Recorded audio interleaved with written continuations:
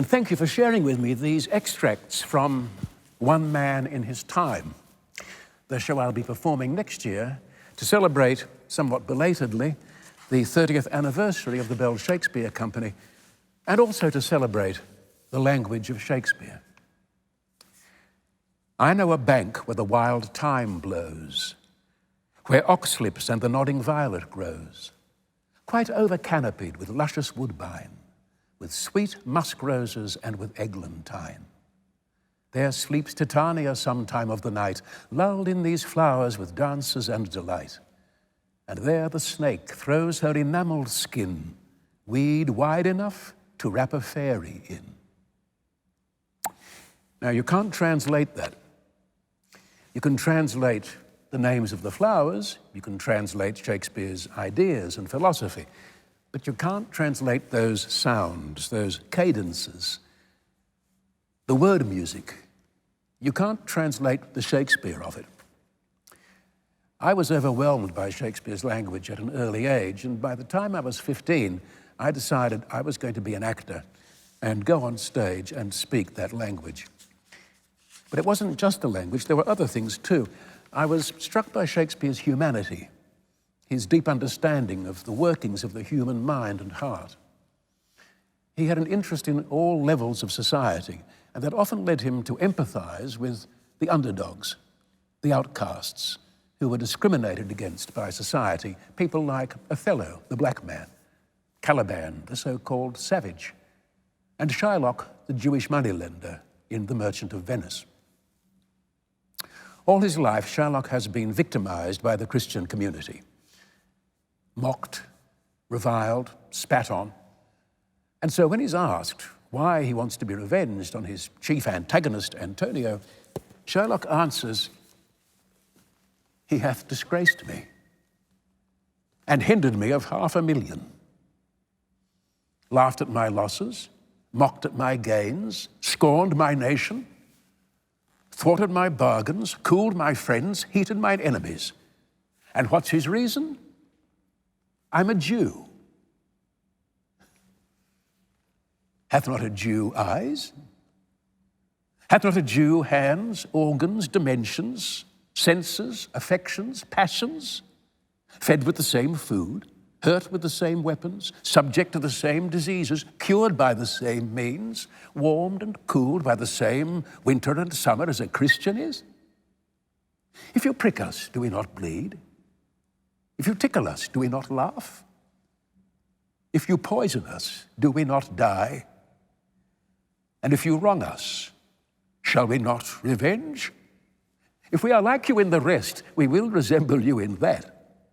If a Jew wrong a Christian, what is his humility? Revenge. If a Christian wrong a Jew, what should his sufferance be by Christian example? Why? Revenge. The villainy you teach me, I will execute. But it shall go hard, but I will better the instruction. Another example of Shakespeare's empathy is seen in the play of Sir Thomas More, which Shakespeare co-authored. And this piece is remarkable, not just for its content, but because it's the only page we have surviving in Shakespeare's own handwriting, and that makes it very special. And in this piece, Sir Thomas More confronts the rioters who want all refugees and strangers removed from England. Grant them removed, and grant that this your noise hath chid down all the majesty of England. Imagine that you see the wretched strangers, their babies at their backs and their poor luggage, plodding to the ports and coasts for transportation, and that you sit as kings in your desires, authority quite silent by your brawl, and you in ruff of your opinions clothed. What had you got? I'll tell you. You had taught how insolence and strong hand should prevail, how order should be quelled. And by this pattern, not one of you should live an aged man. For other ruffians, as their fancies wrought, with self-same hand, self-reasons, and self-right, would shark on you. And men like ravenous fishes would feed on one another. What country, by the nature of your error, should give you harbour? Why? You must needs be strangers. Would you be pleased to find a nation of such barbarous temper that, breaking out in hideous violence, would not afford you an abode on earth? Whet the detested knives against your throats, spurn you like dogs? What would you think to be thus used? This is the stranger's case, and this your mountainish inhumanity. Shakespeare asks a lot of serious questions about power and authority. He's sometimes regarded as an apologist for royalty, but that's a shallow reading. He was, after all, living in an age of absolute monarchy, where treason was regarded as the most serious and severely punished of crimes. So writers had to be careful. Nevertheless, Shakespeare often sails close to the wind. In Richard II, he challenges the notion of divine right. Richard is a feeble and arrogant monarch who believes that God and his angels will come to his aid when rebellion threatens. Well, they don't. And Richard is forced to abdicate and face up to his common humanity. For God's sake, let us sit upon the ground and tell sad stories of the death of kings. How some have been deposed, some slain in war, some haunted by the ghosts they have deposed, some poisoned by their wives, some sleeping killed, all murdered. For within the hollow crown that rounds the mortal temples of a king keeps death his court. And there the antic sits, scoffing his state and grinning at his pomp, allowing him a breath, a little scene to monarchize, be feared and kill with looks, infusing him with self and vain conceit, as if this flesh which walls about our life were brass impregnable. And humoured thus, comes at the last, and with a little pin bores through his castle wall. And farewell, king. Cover your heads, and mock not flesh and blood with solemn reverence. Throw away respect, tradition, form, and ceremonious duty. For you have but mistook me all this while. I live with bread like you, taste grief, feel want, need, friends. Subjected thus, how can you say to me, I am a king?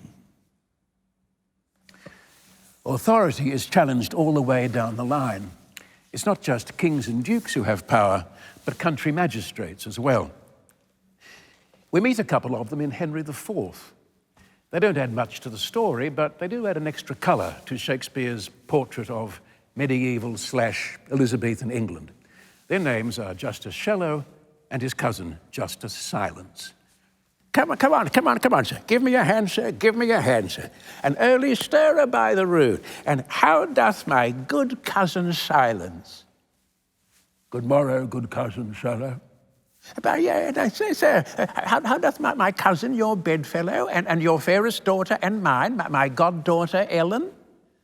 Alas, a black ouzel, cousin Shallow. An ouzel?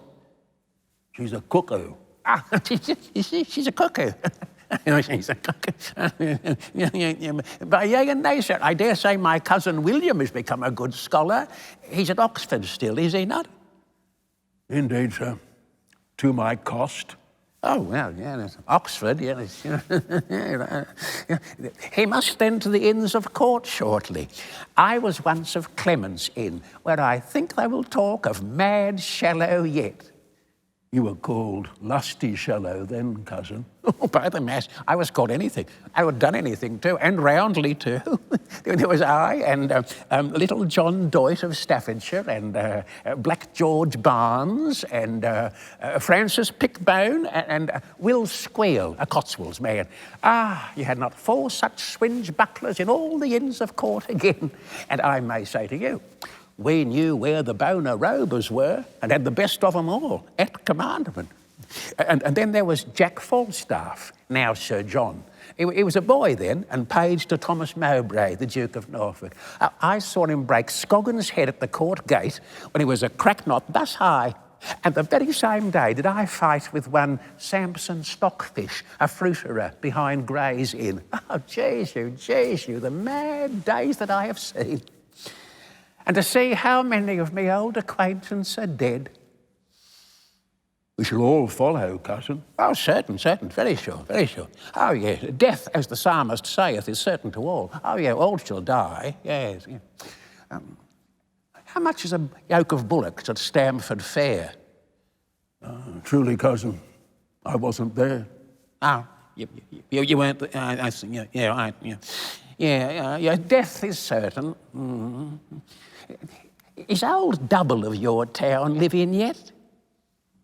Dead, sir. Dead? Oh, but he was only, well, I suppose he would be. Dead? Oh, he drew a good bow. Oh, he shot a fine shoot. Oh, John o' Gaunt loved him well and betted much money on his head. Dead. Oh.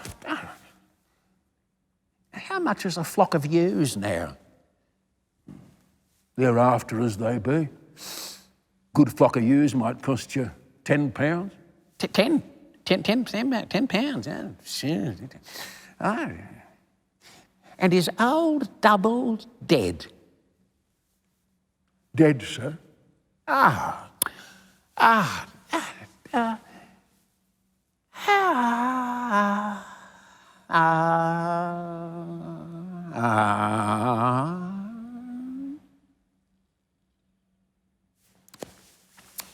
Through these 2 old magistrates, we meet Sir John Falstaff, one of Shakespeare's greatest characters. Falstaff is a liar and a thief and a coward, but he's also a great life force, full of wit and humour and a canny pragmatism. When he's called upon to fight for king and country, Falstaff decides that discretion is the better part of valour. Well then, honour pricks me on. Yea, but what if honour pricks me off when I come on? What then? Can honour set to an arm? No. Or a leg? No. Or take away the grief of a wound? No. Oh. Honour hath no skill in surgery then? No. What is honour? A word. And what is in that word, honour? Air. That's a trim reckoning. Who hath it? He that died on Wednesday. Did he hear it? No. Did he feel it? No. 'Tis insensible then. Yeah, to the dead.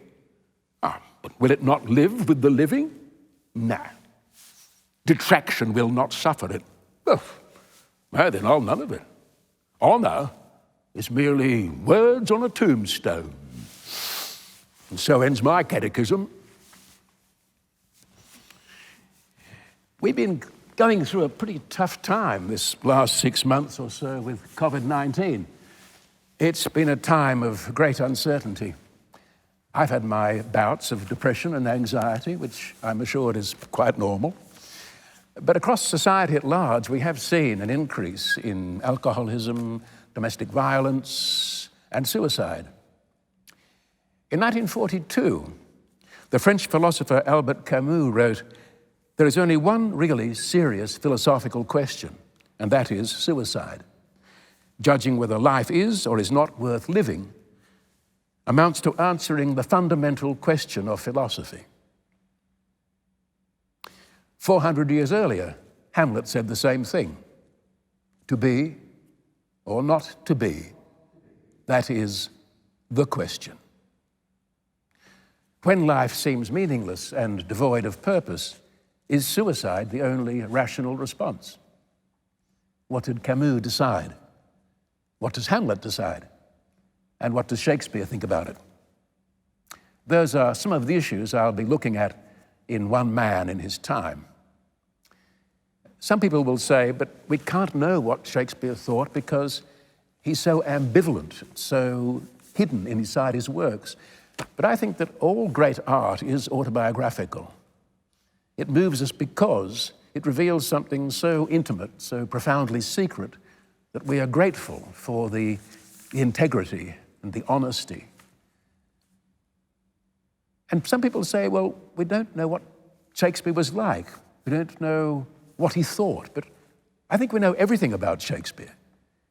We know everything that he saw, heard, thought, loved, hated. It's all there in the plays and the sonnets. But then, of course, Shakespeare was an actor, a fabulist. So it's usually very hard to decide when it's Shakespeare talking and when it's one of his characters, because he was so deeply immersed in them. So what about his last play, The Tempest? Is that autobiographical? How could it be otherwise? Consider. A great magician is leaving his magic island and giving up his art. He releases his creative spirit, Ariel. He confronts his dark side, Caliban. He forgives his enemies, bequeaths all to his children, and resigns himself to retirement, old age, and death. As an actor, Shakespeare was famous for playing the noble roles in his plays, the kings and dukes and so on. So I think it's more than likely that he played the role of Prospero himself. What better way of saying farewell to his audience? Our revels now are ended. These our actors, as I foretold you, were all spirits, and I melted into air, into thin air. And like the baseless fabric of this vision, the cloud-capped towers, the gorgeous palaces, the solemn temples, the great globe itself, yea, all which it inherit shall dissolve. And like this insubstantial pageant faded, leave not a rack behind. We are such stuff as dreams are made on, and our little life is rounded with a sleep.